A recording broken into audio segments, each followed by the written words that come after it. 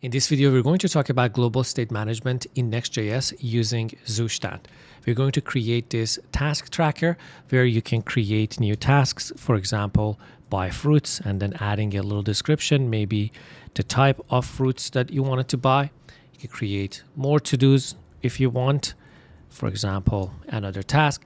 Once you create these tasks, you'll be able to actually drag and drop them in different columns, which represents different status or different states for these tasks. And the border color actually changes, showing that these tasks under the hood are actually changing. The state is actually changed. Now, all of this global state is managed by Zustand, which we're going to dive into in a second. But before I get there, I want to mention the inspiration for this video.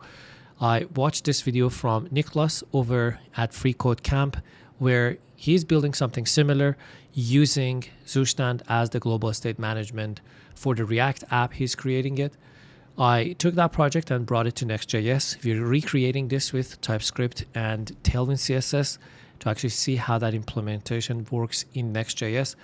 We're also adding a middleware to persist this data into local storage. So if you refresh the page, your tasks would still stay the same. So this is a fully functional app that somebody can actually really use just using their local storage. And at the end, I'm going to also mention a problem that you would encounter when you wanted to persist this data on local storage, specifically in Next.js, because Next.js server renders your components, and it's a bit different in a way how pure React applications work, in that you would have some hydration mismatch from what was rendered on the server and what's rendering on the client, because we are now reading or persisting our state to the local storage inside the browser, which our server doesn't have access to. So the UI or the HTML that was generated on the server is different from what's generated on the client. So we have to skip the hydration on the server and then do it on the client side. So at the end, I'll also mention how we're going to go about that. But I wanted to kind of shout out that video from Nicholas over at Free Code Camp that inspired for me to create this video. I've also had questions or folks asking me about global state management in Next.js.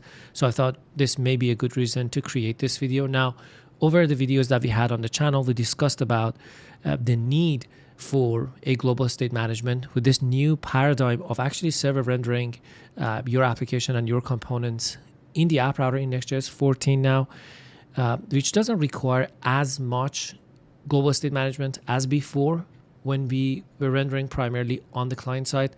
You're fetching data on the server. You can use the URL as a place to hold your state or communicate your state from client side to your server side. We've seen this for filtering, for sorting, for searching, for pagination, and actually using the URL as our state and a good way to communicate between the client and the server. But nonetheless, if you need to use a global state manager for one reason or another, Zustand is actually a simple API you can use. As a simple interface you can use to actually manage your state globally on the client side, persist it into local storage, or even persist it into a remote storage, into an asynchronous storage if you wanted to. You can also use it to persist it in the URL if you want to. So there's different things you can do using the middlewares that comes with Zustand that we're going to see together. But nonetheless, if you wanted to implement global state other than React context combined with the use reducer that comes built in from React, a library or an API like Zustand can help you simply put a global store that you can tap into as a hook from different components inside your app. So with that out of the way, let's just jump into the Zustand documentation and see what this is all about. Zustand, as I mentioned, is a small and scalable state management solution. It is similar or an alternative to Redux in that it is following Flux principles. So it's a Flux-like state management tool, but it is way easier to implement compared to Redux, and it's way smaller and faster than Redux in my opinion in terms of the library, but also in terms of the developer experience. So to install it, you could just go ahead and install Zustand, and once you install the library, you can create a store in a single file like so. So you get the create function out of the library, and you're going to call this function, which is going to give you back a hook which you could use in any component that needs to subscribe to this state. To this create function, you have to provide a callback function. This callback function receives a setter or a set function from Zustand. And whatever you return from this internal callback function is going to be your state. For example, here we're setting bears to 0. Then we're also putting into actions or returning or including two functions as part of our state. And this is something that's different here from Redux. In Redux, you have to define your actions separately. Here, you can just define them all in one file, actually inside one state. Now, this first function or first action is a function that's calling the set function. To the set function, you can pass in the new state or the new piece of the state that you wanted to change. I'll come back to this syntax for a second, but look at this function down here where we are setting bears to 0. And the set function actually merges the state for you.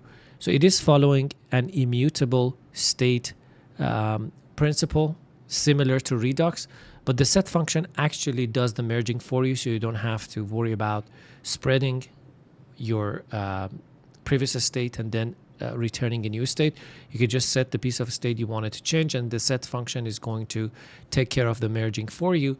Or if in your new state you depend on the previous state's value, like so in here, you can pass a function to your setter or to your set method where you would have access to the previous state. Then you're going to return a new object. For example, bear here is just incremented whatever number of bear that we had previously or currently in this state to then return this new piece of state and then merge this whole thing with our state. Okay, so this is how you create and store. We're going to implement this in our own application shortly, but let's just go further and see how we're going to actually bind our components or subscribe to this state from our components.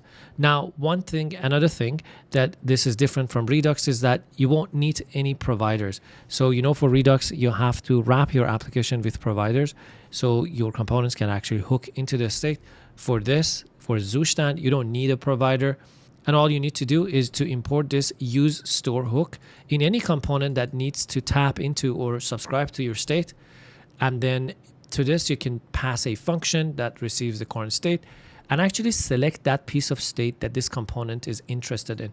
So instead of returning the whole state, here we're just returning the bears. Therefore, anytime the bears changes, this component that subscribed to bears state is going to re-render.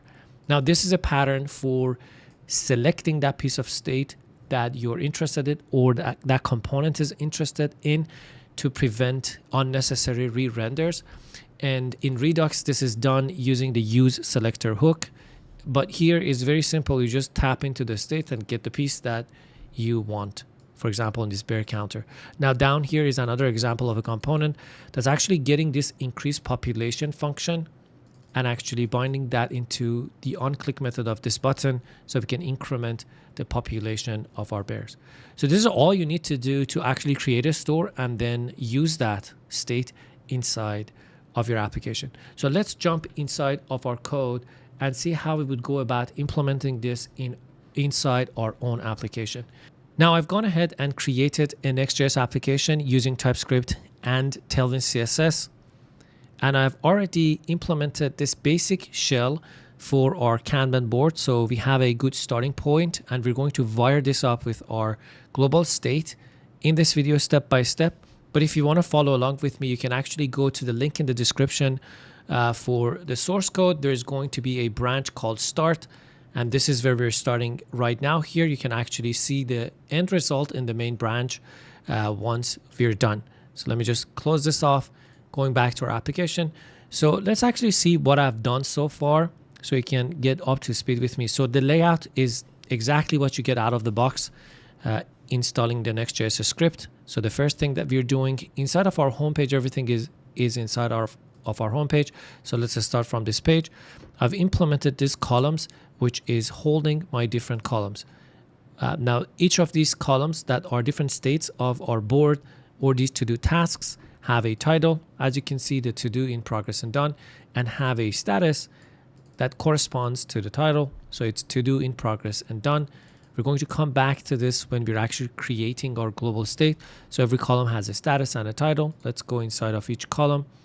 Now here I have just created this demo or dummy tasks array so that I can actually show it here. So all we're doing inside of each column is actually getting our tasks, which is this array we created here, filter it based on the task that actually share the same status of that specific column, and then mapping over those filtered tasks. And for each one, we're going to show this task component.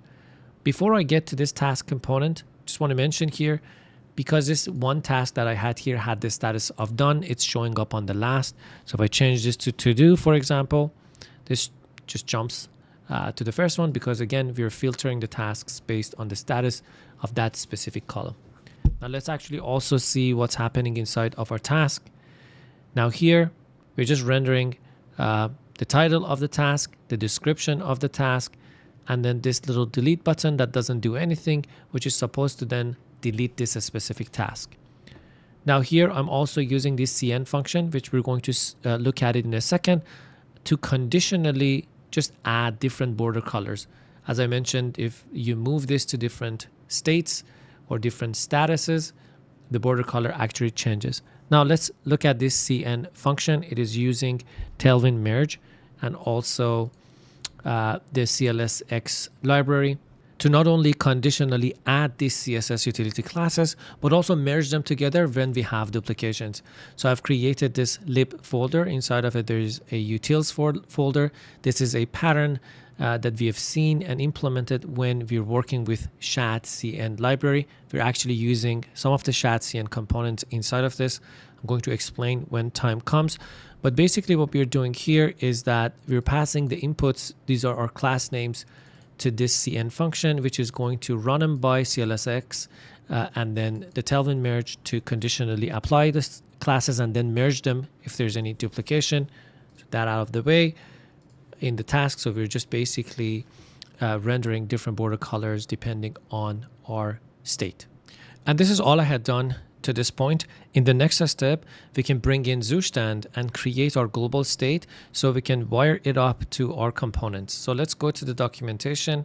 To add this, we have to install Zustand. So let's just stop the dev server here and then pm add Zustand. Okay, great. So let's pm dev again. Let me also close this up.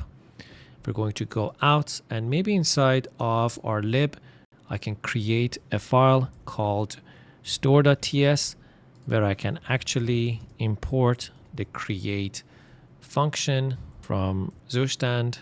And now down here, we want to export our hook, which is called use task store.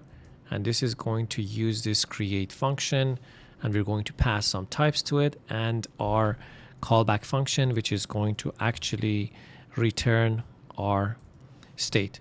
Now, before I go ahead and actually complete this function to define the state we want to manage with this hook, let's actually create our types. So I'm going to export a type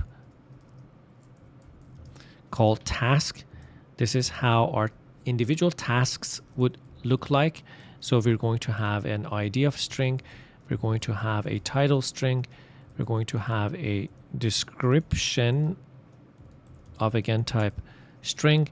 And then at the end, we can have the status, which is going to be of type status. So let's actually also define this type status up top. So I'm going to export another type. Let's call this status. This is going to be a union.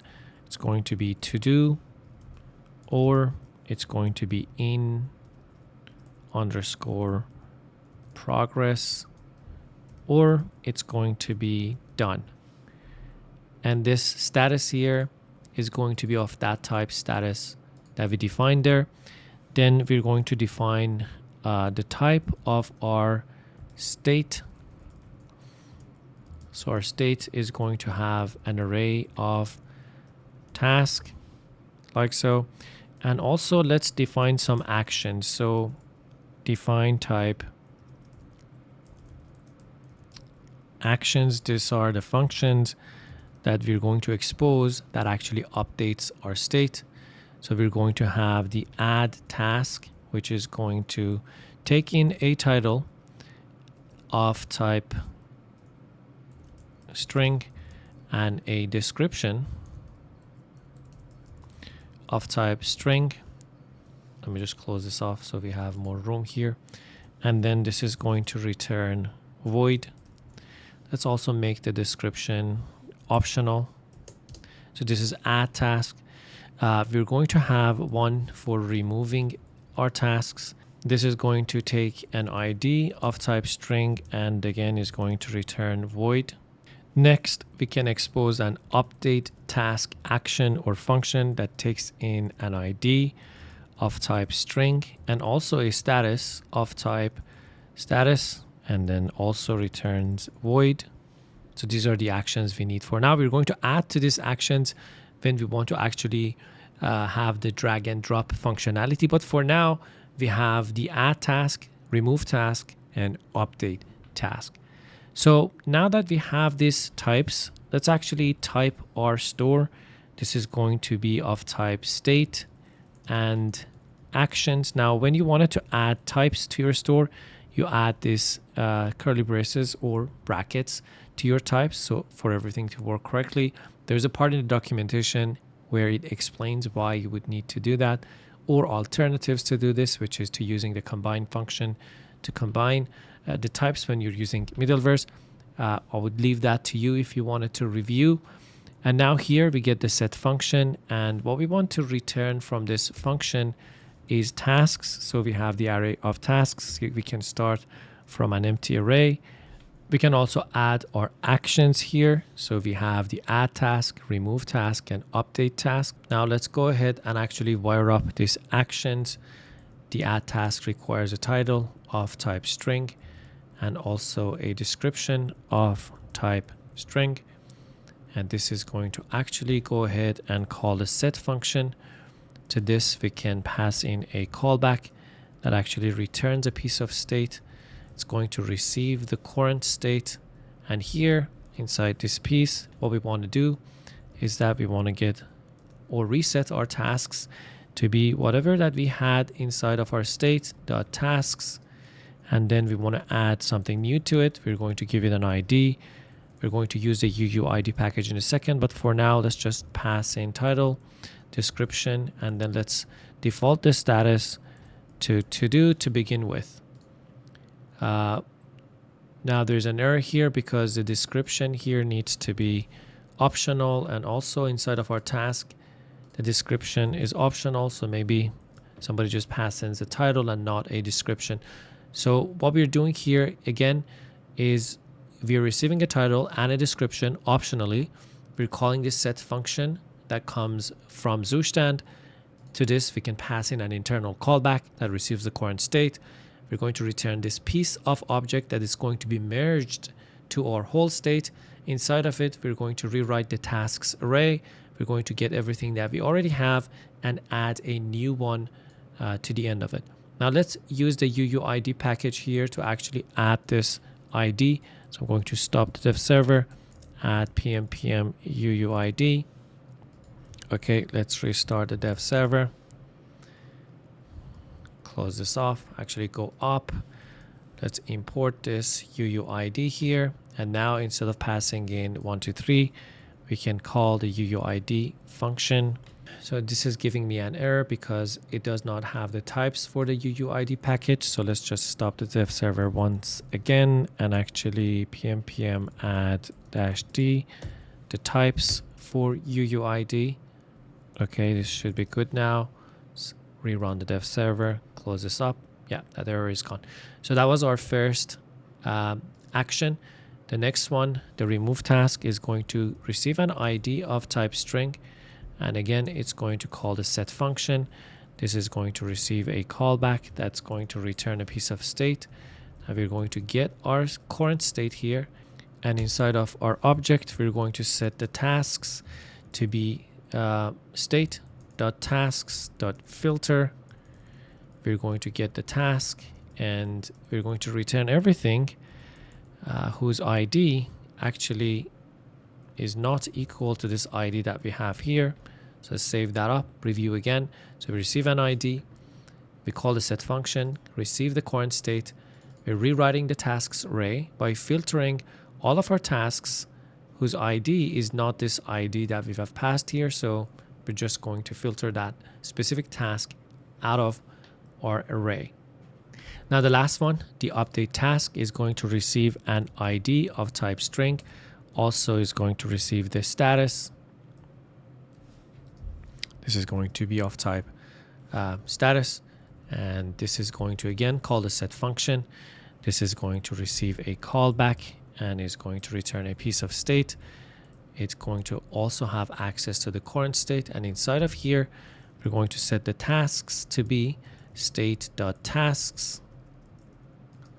And then we're going to map over our tasks. And for each one, if the task.id equals this ID that was passed, we're going to return that specific task and we're going to rewrite the status. Otherwise, we're just going to return the task. So let's save this up and review. Our update task is going to get an ID. This is the ID of a specific task and a new status, which is of type status. These are the type of our status that we define up there. It's going to call the set function, which receives a callback that has access to the current state, is going to rewrite the tasks array by mapping over our current tasks and rewriting the task that has this specific ID with this new status, and returning all other tasks unchanged. So this is all we need to create this store, which is exposing an array of tasks and some functions or actions to add, update, and remove tasks from our state. So let's actually go to our column component where we were actually using some fake tasks and hook this component using this hook to our global state to use the tasks there. So here I'm going to just get const tasks, and this is going to be use tasks store from our lib. This is going to receive the state, and we want to return state.tasks. We can remove that. Instead of mapping over that, it's going to filter these tasks depending on which one has the status of this specific column. We can also wrap this inside of a use memo. So we only recreate or recalculate this filtered tasks only if this specific tasks array has changed.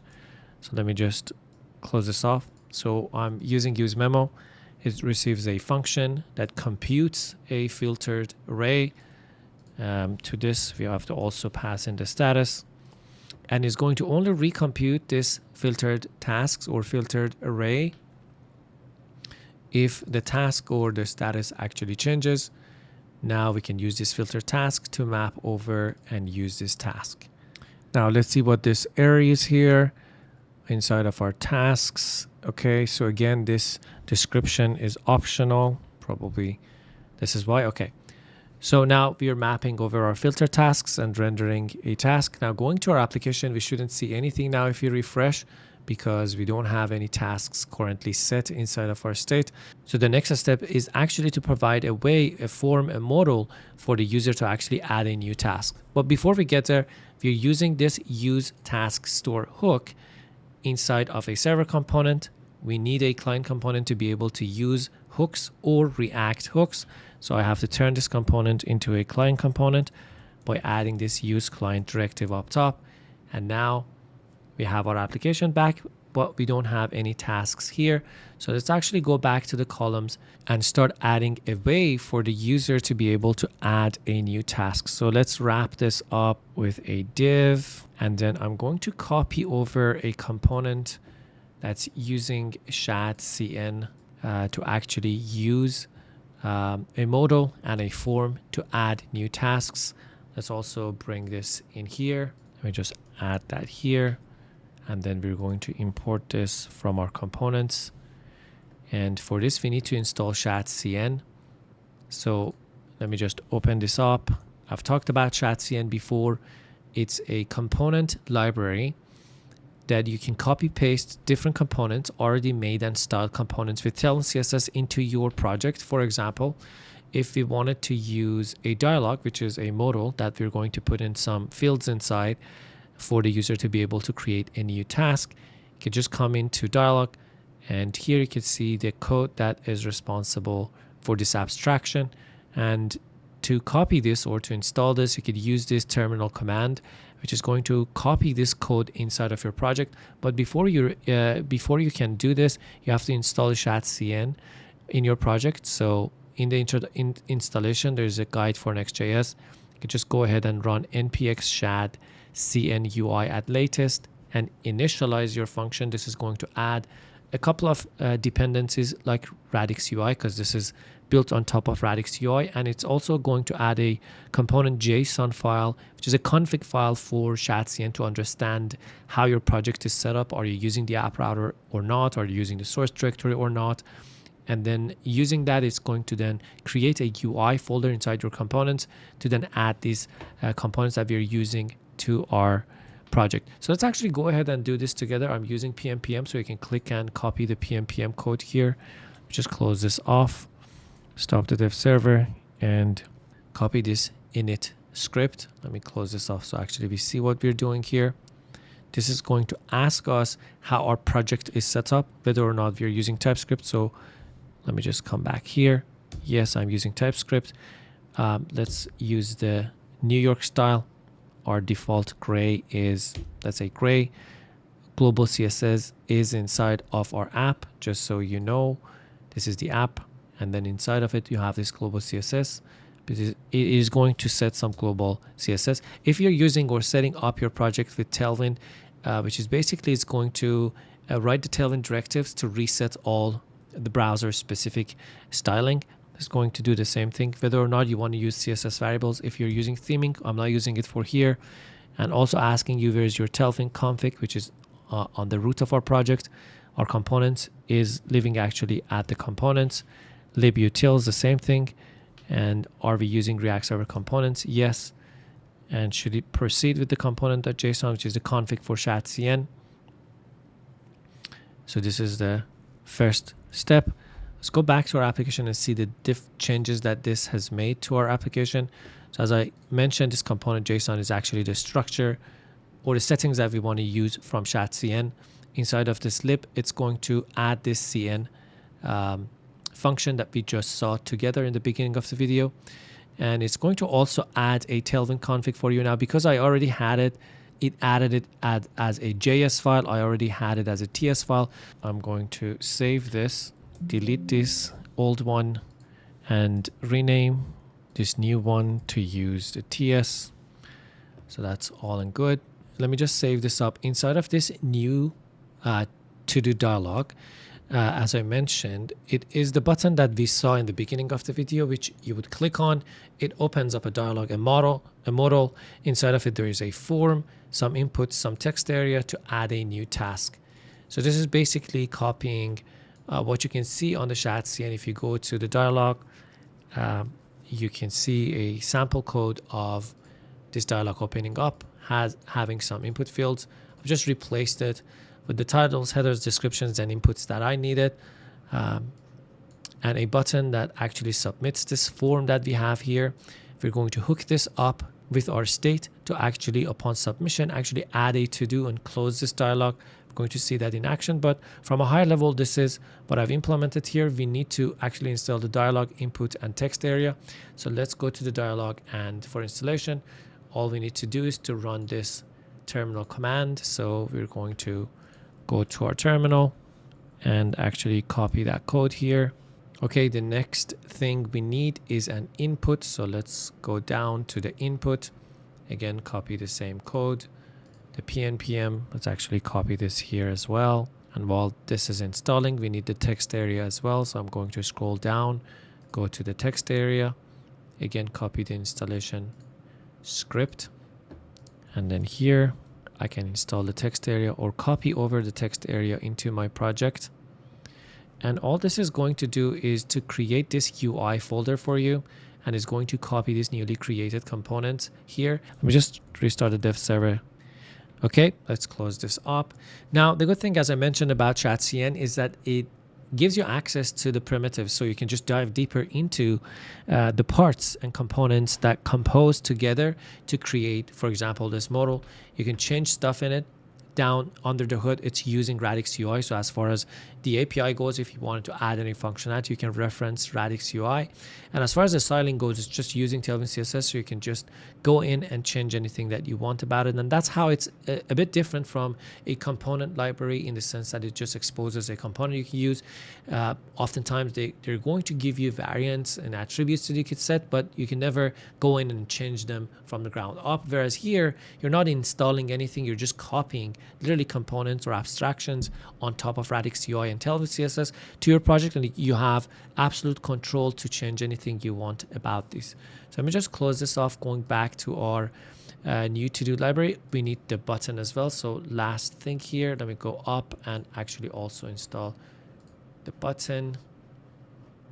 So open up the terminal, stop the dev server, copy the code here, install the button. Let's restart the dev server. Okay, now we have this add new to do button here that opens up this modal, where we have an input and a description to add a new task. Now, one thing that I want to change here is this overlay or the backdrop of this modal. So I want to go inside of our dialog and change that. So I'm going to click on this, and then here you can see we have this overlay. Right now it's rendering a white background. Maybe I want to change this to be a gray 700 because it goes better with my application. So that's what I meant, that you have access or control over how they look deep down inside of each of this compartments of this component, because it's just copied to your code nonetheless. So now that we have this form, let's actually also explain how we have hooked it up when this form is submitted to add a task. So we have a form inside of our dialog. This has an input of title and a text area for description. We have a button of type submit inside of the dialog footer. This is going to actually submit our form, which is wrapping, or it's inside of this dialog. And on submit, we're just calling this handle submit function. Inside of this handle submit, all I'm doing is to get my title and description, so the two inputs from the form. And then I'm calling this add task function or action from my store to add a new task. And I've used this use task store hook that Zustand gave me back when I created my store. And I'm specifically getting the add task function or action from it. And I'm just invoking that by passing a title and description. And if you remember, inside of our store, if I go to the lib, this is the definition of our add task. It takes in a title and description and just adds that to our array of tasks. Now, other than that, I'm just passing in some types, preventing the default behavior of our function, and actually down here making sure that this title and description field are string, because they can also be of type file from your form, but this add task action or function from our store requires strings. Okay, so with this, if I go ahead now and create our first task and some description, this should add it to our to-do. And because we are defaulting it to the state of to-do, it's just inside of our first column. But right now we cannot drag this or update the status of these tasks. So let's actually implement that next. Now, in order to make our individual tasks draggable, we can come to the tasks component, and inside of this div, we can just pass in the draggable attribute, which is going to instruct the browser that this specific div or component is draggable. Now, you won't be able to see it here, but I'm actually dragging this item around. For some reason, it's not visible in my screen recording, but that's the first step to make this task draggable. But the second piece of this logic is for us to know and track what task is actually being dragged right now. So we're going to go back to our store and actually hold another state for that specific task, or for the ID of that specific task that is being dragged. So let's go back to our store, add another piece of state to track which task is being dragged. So I'm going to add dragged task. This is going to be of type string. It's going to be the ID of the task which is being dragged right now. So now that we have this state, let's also actually return it from our store function as well. So we're going to have the drag task, and this is going to, let's say, start off from null. So let's actually also this add in here. So to begin with, nothing is being dragged, so it starts off with null, but it can also be an ID of a specific task when the user actually starts to drag this around. So let's also add an action that updates this state. So I'm going to call this drag task. This is going to take in an ID of type string, or just be called with a null value to set this drag task back to null. So let's also add this action down here. We're going to say drag task. Again, this is going to be a function that receives an ID with a string or null. And then what this is going to do is call the set function and actually set the dragged task to this ID that was passed to it. Let's also pass this in, save this up. So let's review what we had done. We added another piece of state to our state or to our store to track if any task is being dragged, and save the store or save the ID of that task in this piece of state. We also added an action which is going to take an ID and actually go ahead and set this piece of state to the ID of that specific task that is being dragged. So now that we have this piece of state, let's actually go inside of our task component where we marked it as draggable and actually listen to onDrag event. And here we want to call that function that we just defined to actually set the ID of this specific task to be the one that's being dragged. So let's go up top here. We're going to get that function we just created called drag task, and we're going to get this from our store. So use task store, and this is going to get the state, and from it we want the drag task function.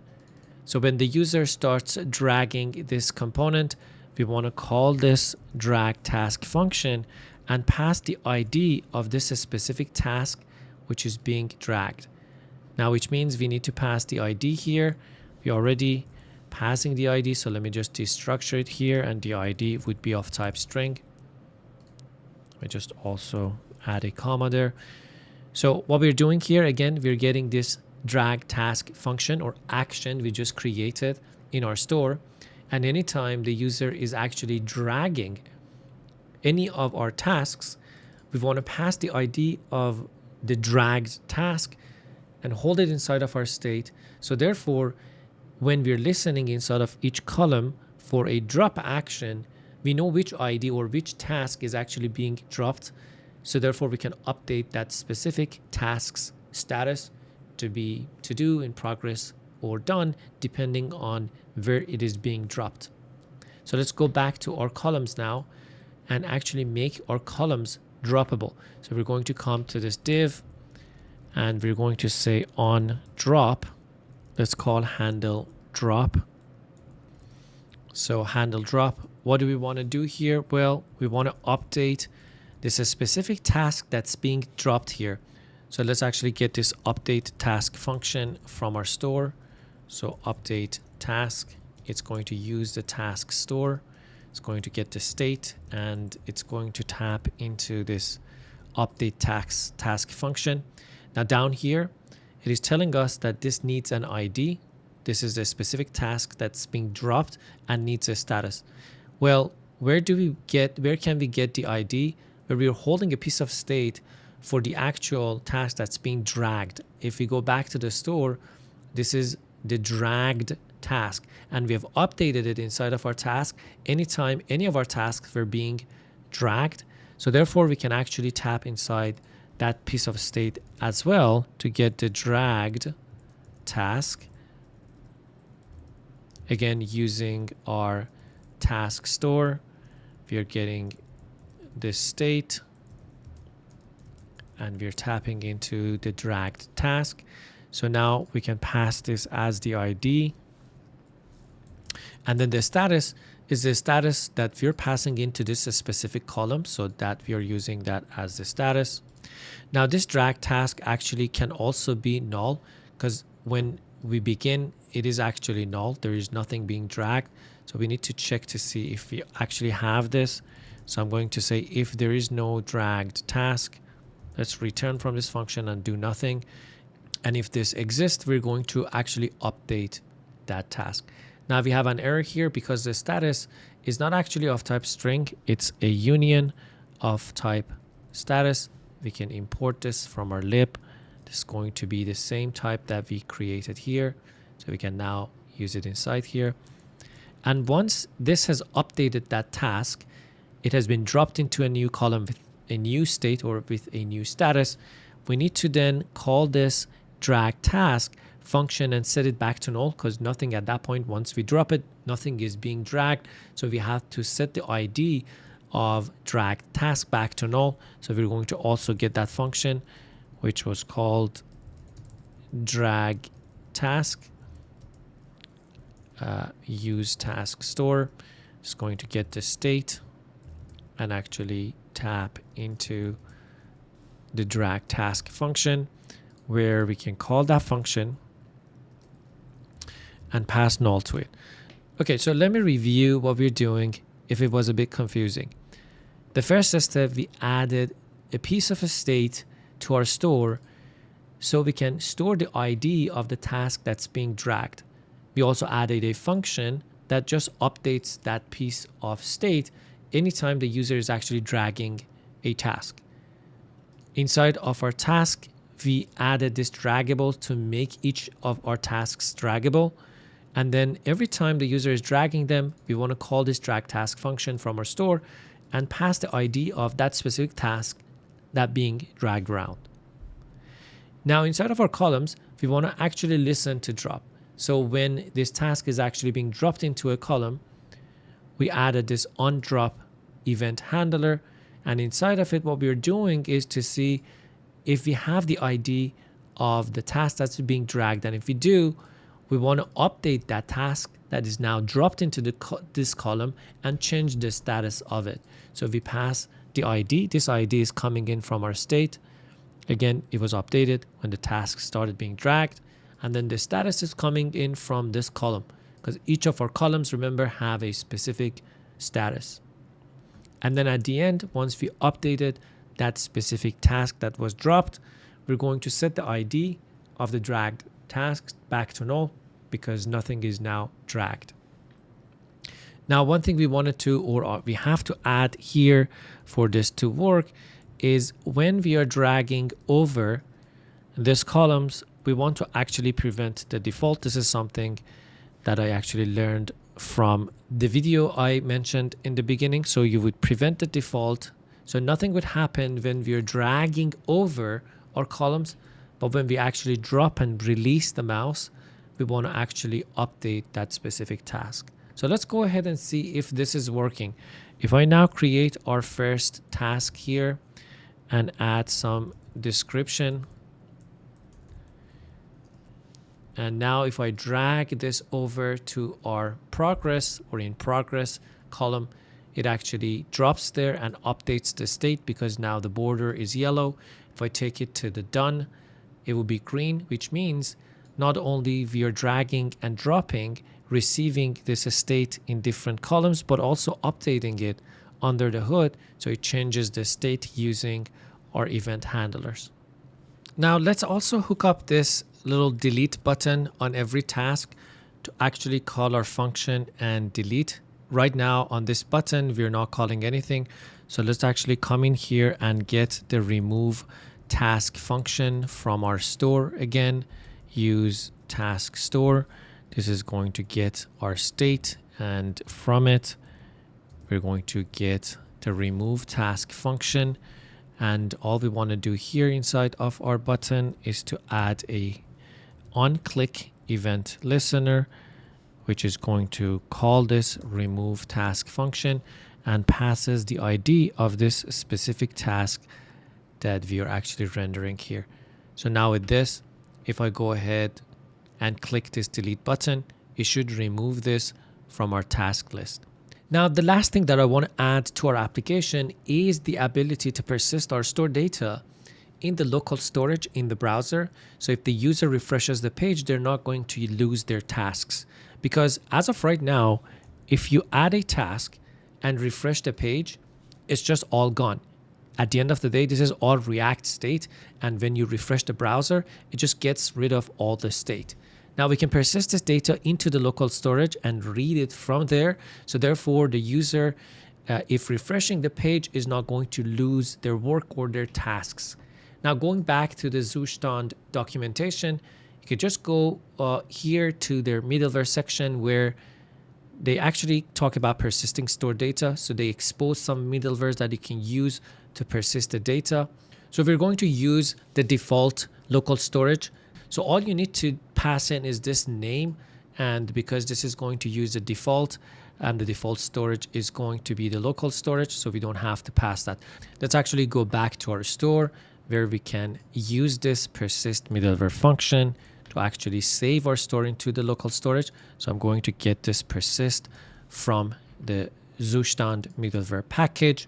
And all I'm doing here is wrapping this set function we had before, which is going to return our state, and then passing a second options object to this persist middleware, which I'm defining a specific unique key that's going to be used to store our state or our store inside the local storage. Okay, so let me just save this up. And now if I go back to my application, I can see that I have had some previous states or store written to the local storage. So it has picked that up as well. And if I refresh the page now, you'll be able to see my tasks are there. But now we've introduced another problem. And the problem is some hydration errors. Now, this is what I mentioned in the beginning of the video. Because NextJS actually server renders our components and then hydrates them on the client side, on the server, it doesn't have access to the local storage. So therefore, the HTML is not, or the UI is not the same from what the server got initially and what the client is rendering there. So that's what this hydration error is talking about. So if we come back to the documentation and actually scroll down on this same page, you should be able to see an option to skip the hydration when you're initializing your store. So here we can pass in this option to the second parameter we provided to the persist middleware. Okay, let's set this here. Now let me explain what this means. Now hydration in the context of your Zustand store is actually, or persisting data, is when it reads the local storage, retrieves that stored data, and actually merges that with your current state. So when you're initializing the store for the first time, it actually reads the storage and then merges whatever it is in your local storage with the current state. Now this is going to cause an error because when we are server rendering our application on Next.js, our server doesn't have access to this data on the local storage because it's inside the client side in the browser. So therefore, the UI that's sent from your server is different from the UI on the client side. So we want to disable this reading from the local storage when we're initializing our store, our Zustand store. But once we do this, we have to also remember to hydrate it after. So we want to do this hydration only on the client side using a use effect once we have actually mounted our client components, which is the second piece of this, where you would need to call this use client. So let's go to our column component and actually get this use effect. And let me actually also import this use effect from React. And now what we're doing here is we're accessing our store. We're accessing the persist middleware on it. And there is this rehydrate function on it where you can call to make sure this is only reading from your local storage once this component has been mounted on the client side. So therefore, there's no clash of the UI between the server and the hydrate version of the client side. So now if I go back to my app, if I refresh, I see my tasks there. but I don't see any hydration error. I can delete these tasks or add a new one. I can drag them over. I can update their states, and our application is fully working. Now, that's a wrap for this video, folks. I know we covered a lot, from managing our state using Zustand, which is a global state manager. We implemented that inside our Next.js application, which was using server components for rendering our pages, but we also needed to turn the components that actually need to hook into this store to a client component, because it's a hook. Anytime you need to use a hook or any of React hooks, you need to use client components. So we turned those components that needed this functionality to client components. Now, the good thing about Zustand was that it didn't need a provider, kind of context provider or a provider component. So we didn't need to wrap our whole app with the providers. Anytime any component that needs to use any piece of this state, you would just use that use store hook that it gives you back once you call the create function, and you can tap into and subscribe to the piece of state that you're interested in. We also added that functionality for us to drag a task over and drop it inside of a column, which eventually would update the status of that task. If you have any questions, hit me up in the comments. I hope this was helpful, and I will see you in the next one. Bye-bye.